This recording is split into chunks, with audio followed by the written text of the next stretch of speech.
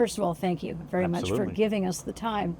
I think what would be really helpful is for you to tell us a little bit about who you are, and most importantly, what is your connection with Edward Berwind? So, Edward was my great uncle. He and his wife did not have children. His brothers did, and then I believe that his sister did not. And Edward's brother Harry, who he was in business with as well, his son was my grandfather, which was Charlie Berwind. So your grandfather was Charlie Berwind, and your father was? Graham Berwind. Both of them Charles Graham Berwind. My grandfather went as Charlie. My father went as Graham. So did you know your grandfather? Yes. Yeah. How old were you when he was? I believe I was 8. So you know a lot about him based on what you heard from your grandfather. And through the Preservation Society of Newport. So just initial reactions. Do you remember any stories that your grandfather or father told you? I'm most interested actually in his, well, we know that he must have been a workaholic. Mm-hmm. He was a talented business person. Yes. Personality. What was his personality like? Very gregarious. Really? Oh, yeah. Edward? I'm amazed. Oh, yes. He came from a military background, but his family, his ancestors were all very, very creative. Edward's parents or his father was a instrument and cabinet maker. Also did painting, all of that, which was handed down. My grandfather did cabinet making, woodworking, painting, jewelry design, everything very, very creative. And I believe that Edward was the same way, had a lot of hobbies, and of course came from the Navy and had a very good time designing the Elms, as his brothers did with various houses around the country, mostly New England. But I'm so interested to know, I probably make the mistake of thinking that if you're in the military, you're not very gregarious, you're very regimented. But in this case, he was military, but he was also outgoing. He was military, outgoing. He was first generation of any type of wealth. So I think once he got out of the military, which I always loved his entire life, he felt free to sort of, hey, I'm creating new directions, new paths. Family was in an entirely different place than it had been all their lives. So I think he had a lot of fun. So he gets out of the military and he starts this empire. But how did that all begin? Edward, after he left the military, started working for a coal company and worked his way up very quickly at a young age. And at some point, he joined with a family friend, Judge White, Judge being his nickname, not a legal term for him. And they started mining Eureka coal and started the Berwind White company from there, and just always mined very, very high quality coal, and just kind of exploded from there, and brought his brothers into the business as well. So it was anthracite or bituminous? Yep. It must have been anthracite. Anthracite. Yeah, Yeah. But you're in the western part of the state. Yes, Eureka coal was None there. in Scranton, Wilkes-Barre, in that area? No, It's all- Johnstown, Okay. Windber. Oh, that's where And they so started. where is Edward Berwind living during that period of time? Edward is living in New York. Oh, really? Yes, and his house, which is pretty amazing, in New York is right opposite the Metropolitan Museum. The house at 64th and 5th in New York City was turned into condominiums, I believe, in the 70s, and they've all been repurchased, and it is now a private residence again. Yeah, it's a beautiful, beautiful house. You've been inside of it since? Yes. Oh, great. Yeah, it's amazing. Fantastic. Yeah. How lucky you are. Yeah. So, okay, so he's living in New York. He's conducting his business in the Pittsburgh, Western Massachusetts area, commuting back and forth, I guess. Yes. He must have been. White is out there. Yes. White is in New York. White is in New York. Yep. Okay. The offices were in New York and eventually split, and some of the business was in Philadelphia and some was in New York. And the Philadelphia connection, James, is what? Is that where he originally came from? Yes. The family, at least from the 1850s, was in Philadelphia. We're not sure much about before then when they came from Black Forest, Bavaria. Yeah. But Sansom Street in Philadelphia is where he had his music instrument studio. Wow. Yeah. Wait, this is his grandfather or he? This is his father. His this father. Is Edward's okay. father. Okay, yes. great. How did they get connected to Newport? And how did they, well, I'll ask that question later. How did they get connected to Newport?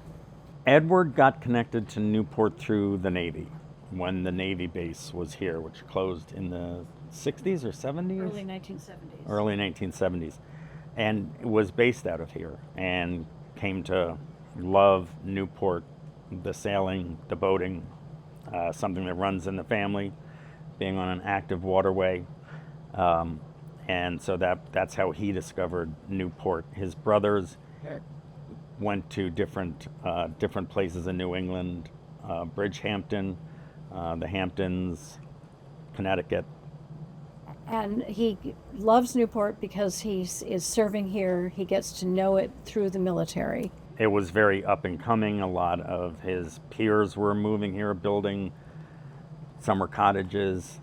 And he has, before going into the military, though, was growing up in Philadelphia or outside of Philadelphia. Yes. Or no, in Philadelphia. Yes. Yeah. Okay, so that's his connection. Yes. Okay, so he decides that he is going to build here in Newport. Yep. How does he get himself connected to Horace Trumbauer? Philadelphia connection. Trumbauer was just coming up in the Philadelphia area, Philadelphia society. Trumbauer did a few buildings for us, including Harry Berwind's mausoleum. And so he was becoming the social architect, and that's how they got to know each other in Philadelphia. Edward and Hermione had been renting a house called the Elms for a few years before they bought it and then replaced the old wooden structure with the current Elms. So tell us why you think the Elms is special, apart from it being constructed and designed by a really well-recognized architect, Horace Trumbauer. I think the amazing thing about the Elms is there is a lot of smoke and mirrors going on. The house looks like it maintains itself. The Elms, for the most part, looks like it's 2 stories when it's actually 4. Yeah. And deliveries would come in off the side street, go down into a circular driveway underneath the kitchen where there is an enormous, I believe, wrought iron trellis. Absolutely. Covering the trucks, the delivery, all the vehicles. So when anyone would look out from that side of the house, you wouldn't see that deliveries were being made. The staff, the household staff, lived on the 3rd or 4th floor behind the parapet that goes around the roof. There's an entire other story up there. Right. And the coal was delivered. The coal was delivered from a block away Yeah. by hand cart through train tracks that brought it in, so that there was no coal delivery. That was real smart thinking. And there was no coal dust. I believe that entrance is still on that street, if not covered up. But if you tour the Elms, you can see in the basement where the hand carts were, the little it is manual Dixon railroad, Street. Dixon Street. It's still Right. there. You Yep. can still pull up the hatch and. Oh, you can? Yeah. I didn't know that. Wow. Well, maybe for security reasons. Yeah. You can't. Or for insurance reasons. The other thing I love about the Elms, aside from how bright it is and how connected to the landscape and the gardens it is that unlike the majority of the other mansions in Newport, it was built on the side of Bellevue that looks out over the harbor. Right. And back in the time that it was built, the trees were not as mature as they are now, and the Elms had a unobstructed view of all of Newport Harbor.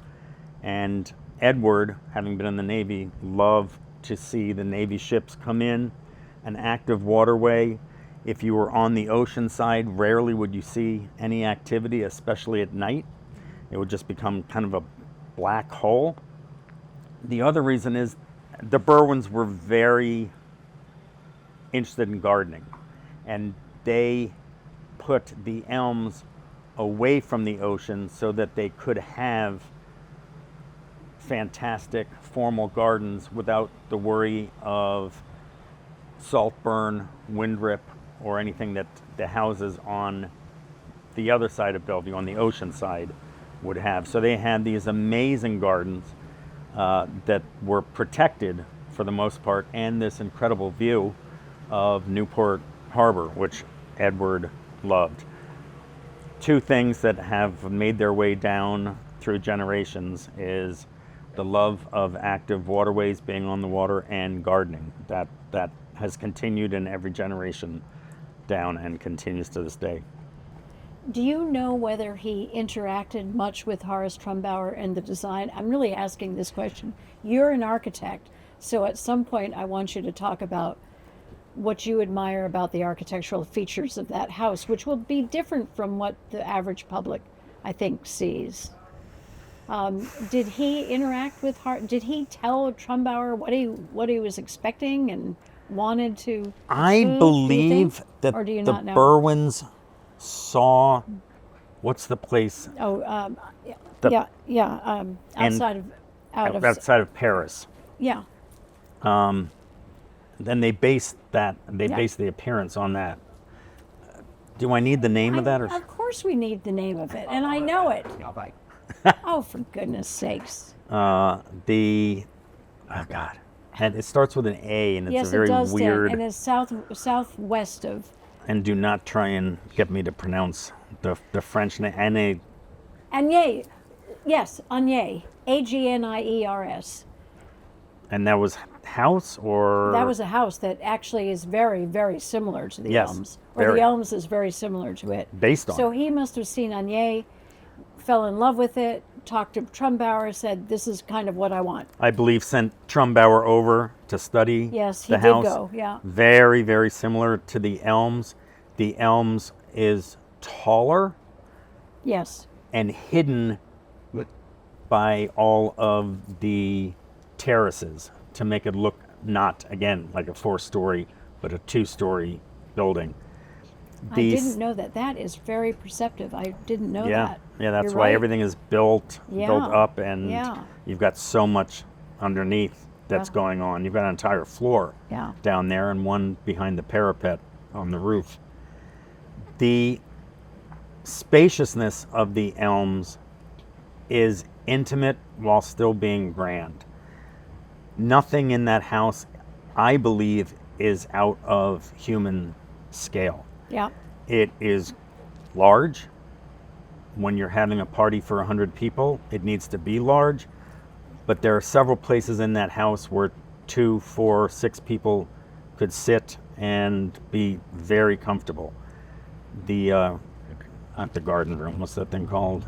The conservatory? Conservatory. The conservatory is one of my favorite rooms, if not my favorite room. Yeah. Very light, windows all around. The symmetry of the Elms is Perfect. Also incredible because it appears to be symmetry, but once you get beyond the public rooms, it's really not. It is built the way the Berwinds used it. And again, smoke and mirrors made to look like it's much more formal, much more dedicated to the style of architecture than the final product Yeah. really was. Everything you're saying is funny. Of all the 11 houses that the Preservation Society owns, the one house that everyone says, I could live here, is the Elms. Rosecliff. No, no! The Elms! Yeah. They say it's comfortable. It is. It's elegant, it's beautiful, it's spacious. I could live here. It's on a human scale, a Right. grand human scale, but back in the day when all entertaining was done at people's homes, on that scale, that's what you needed. Yeah. Do you like that double staircase coming Yes, down? the split That's- staircase yeah. coming down. I think that's kind of the best feature of the house, at Yeah. least of the interior.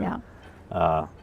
Is- Michael Catherines, who wrote the book about Yeah. Horace Trumbauer, says that is one of the best features Yep, architecturally yep, of the house. absolutely. Yeah. Your family sold it in 1962, so you did not spend. Did you spend any time? I did not there as a spend any child? time. I was born in '64. My father spent some time there as a child. He remembers Julia, Good. and when the family went to visit, it was visiting Julia. Yeah. Edward died in '36. Right. My father was born in '28. So he remembers a few trips to the Elms, not much about it. He remembers Julia and a huge dish of candy, hard candy, that she always had by her and always encouraged all the children to dive into. That's, of course, my father at age 6, 7, 8. That's what he would remember. Well, And- she was also known for her white ladies, that she would play bridge with her Yes. friends, and she would serve white lady, which is a really lethal drink. And she would get everybody drunk and she'd win. Yes. So she must have been a clever person. And when there weren't enough bridge players, she had her butler stand in. That's right. Literally stand in. He was not allowed to sit. In the conservatory. Yes, in the That's what- conservatory. Yep, there's some great photographs of that. Yeah, that's right. And now the conservatory, we just repaired the fountain, thanks to you. And the sound of water in the background, it makes it even more Incredible. Yeah, yeah. So your family, I'm really interested in hearing you talk about the fact that so many people whose businesses were started in the Gilded Age burned out quickly, unfortunately. Yes. And I don't want to talk about that, but I do want to ask you how and why you think your family legacy has survived really over 100 years. It is impressive.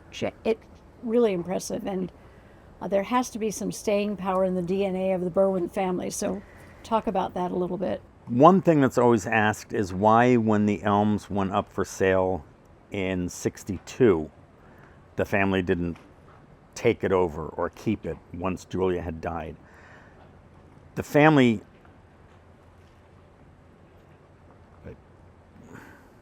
couldn't afford it. The family had really lost the majority of its fortune that Edward had built. The powers that be that came in after Edward's death never diversified and were never really business people, had never gone to business school, studied business, had never worked in the coal mines, and it was more sort of left to some actually non-Berwind members of the family. In '62, my father went to the Guarantee Trust Company, who were the trustees of Berwind, and said, "You have not fulfilled your fiduciary responsibilities. This company never diversified. coal is no longer viable the way that it was at the turn of the century. The shares aren't worth anything. I can offer you, I believe it was $120,000 in 1962, which I believe was also very close to the asking price of the Elms. That's right. You're right.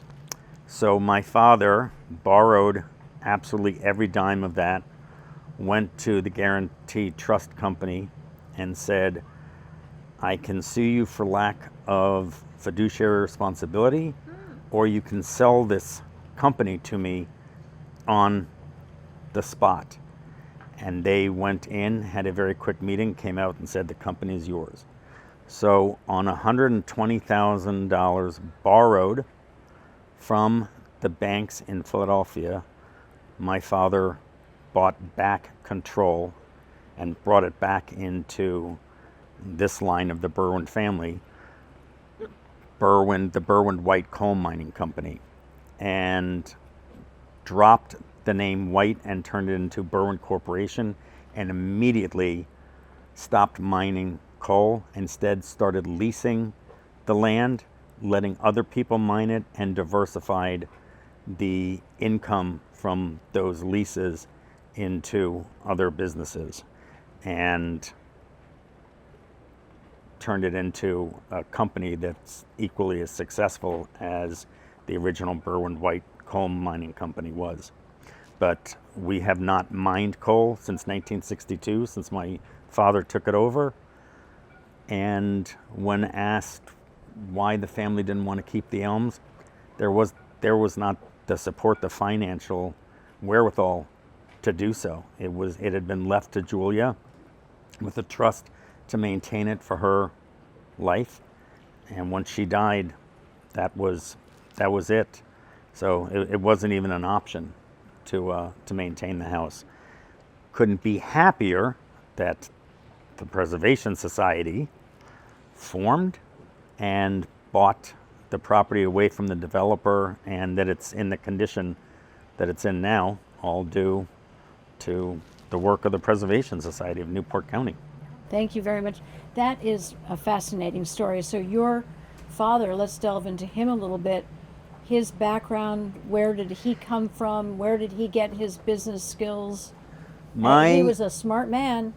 He was a smart man. My grandfather, his father, was in charge of the Philadelphia office of Berwind White, but had absolutely no control over the company. That was all done out of New York. My father, seeing that this once incredible company had really fallen by the wayside, was not paying any dividends, was not worth anything, decided that he wanted to learn all he could about the coal business, went to Winburr, worked in the mines for 2 years. And Winburr is Berwind inside out. Winburr is the town next to Johnstown that our coal operations were in for the most part. My father worked in the coal mines for 2 years, then went to Harvard Business School to study business, find out more about how the current ownership could possibly reinvigorate Berwind. And while he was there, he took a course at Harvard about privately held companies as opposed to public companies. And one of the case studies they did was how not to operate a privately held company. Okay. And the example they used was Berwind White Coal. Oh, wow. So my father was in a class at Harvard that was studying how Berwind failed to diversify and ended up being totally irrelevant, or almost completely irrelevant. So just by going to Harvard at the right time, he got the playbook from the Harvard professors on what should have been done, and he turned that into what could be done to gain the company, to take back control of the company and make it viable again. That mentality was that approach, keeping the company private, was extremely important to the Berwind brothers when they started the company, and continued with my father, who was fiercely defensive about keeping the company private. That's where you really get in to answering to yourself, answering to the people you work with, and being much more as a team, much more working as a team than as independent, an owner having to satisfy the shareholders. As he began to expand the Berwind, now Berwind Corporation portfolio, he looked for companies that were for sale, usually by the people that had started the company. And if not, then the families that had started the companies. And he wanted that very personal, very family-oriented type of business to be taken over or assumed, sold to another business that could appreciate what had been put into creating that business, a company that was started by one person or a family, or that was definitely privately owned. And that was always a very, very important and appealing approach to later acquisitions. And what sorts of investments was he, or what sorts of acquisitions was he making at that time? Originally, when he started leasing the land and letting other people mine it, he went into coal-related businesses, transport, railroad cars, anything having to do with shipping the coal, processing the coal. Moved into barges, fueling the ocean liners. At the time, there's a picture of, I believe it's the Lusitania or the Mauritania, famous picture of it being coaled, and the barge next to it that they're loading the coal from says Berwind Eureka on it.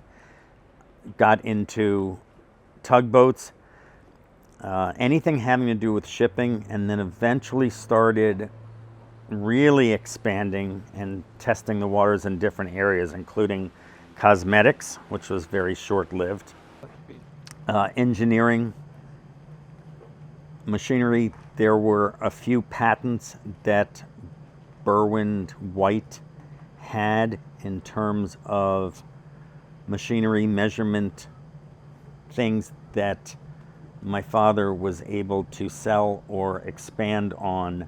So he expanded the company to? Yes, kept turning things over as they proved not to be wonderful investments. Got out of the shipping, got out of transportation, eventually got into industrial machinery. For all intents and purposes, he ended up diversifying into investment management, long-term hold, buying companies that were, and keeping them autonomous, letting them operate themselves, but with the support of Berwind behind them. Long-term holds is very is very key to Berwind's operational strategies. Not buy, sell, break up, anything like that. That was all very unattractive to my father. Today it is investment management with a large philanthropic organization that is self-funded through profits that come from Berwind Group. And that company that was started sometime around 1962 when he plunked down $120,000 Borrowed. today in 2024 is a thriving company, maybe stronger than it's ever been Yeah, I would financially. say so. Yeah. So this is really a rags to riches phenomenal story Yeah, of it's what a- it takes, entrepreneurship at its best, I think. Yeah. And he 12 must have billion a had year. a few failures along the way when Oh, you're yeah. growing companies like Oh, that. yeah. So the cosmetics company that he bought did not turn out to be a great success. There were a few consumer products companies that we acquired that we realized were not operating them was not in our wheelhouse. So we've really stuck to industrial engineering, and that is a huge part of what the company has stayed with and been the mainstay. So a lot of all the Gilded Age families in Newport, certainly the Berwind family might be financially the most successful. The one that has endured The one, over well, decades. it did not endure. It is still in the family. It was resurrected. Okay. And yeah, that that's right. is important to know that once Edward left the picture, the company started going downhill until the early 60s, where it was revived by my father and started divesting and reinvesting and diversifying, and has been built up in the past 60 years into a very, very legitimate, substantial. I think it would make a good corporation. Harvard case study. That would dispute what happened Yeah. in the first case study. Yes, I think it you would- could learn a lot from this one. Yes, yeah. Diversify. A new chapter in the Harvard case study. Do you remember any stories that were told by family members about Berwind and his residency here in Newport about Edward and Hermione? Any tales I mean, apart from I know about the staff all being fired en masse. And I don't. Were they hired back or were he hired back a new group? a new group? Yes. So I don't. So what? That was a dispute about wages And or they hours. working conditions too. Yeah. During the summer they all worked many long hours. Yeah. And not unusual at all that they would want to have some Yes. time off and be paid more. Yes. And that was the period in American history where all of a sudden the labor movement was beginning to Yes. take some hold. So it And they was not brought unusual. their staff with them They from did. New York, Yeah. correct? They filled in some staff Yes. from locals. Locally. But they also had their own staff that they Yeah. were bringing in. So getting So back he to the dispensed with that strike, if you want to call, or the protest, whatever you want to no, call oh, it. if that happened, it was no. over. Yeah. So getting back to design aspects of the Elms, like I said, the amount of light and spaciousness on a human scale that was incorporated into the Elms is incredible. One of the most amazing examples of that is the staff quarters on the top floor, which the rooms are very spacious, a very large central hall with skylights, rooms that have windows, large windows looking outside. The staff quarters were very, very respectful of the staff, and that this is where the staff was living and was going to be for several months each season. On the other hand, the staff was worked nonstop, 12, 16, 18-hour days, 6, more like 7 days a week. Right. And the Berwinds brought the majority of their staff from New York, and during the summer was probably their busiest time because they were entertaining nonstop and trying to make a name for themselves in Newport. At one point, the staff went on strike saying, we need a couple hours off a week or something.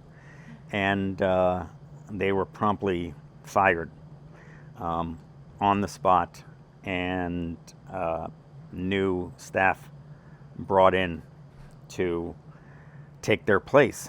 So while it appeared that the Berwinds were very conscious of the living conditions for the staff, they weren't very conscious in terms of how much they could use them or overuse them, or their need for downtime.